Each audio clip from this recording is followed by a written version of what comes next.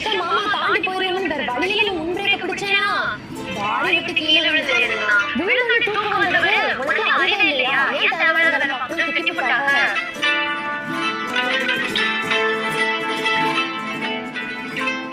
ஆனா எங்க மாமா என்கிட்ட பேசிட்டாருன்னா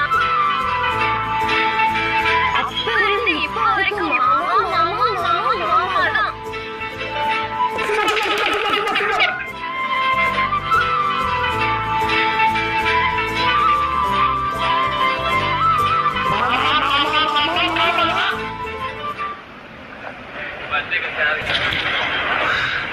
சாப்பாடு ஆறி போயிருக்காது மாமா. ஹீட்டா தான் இருக்கும்.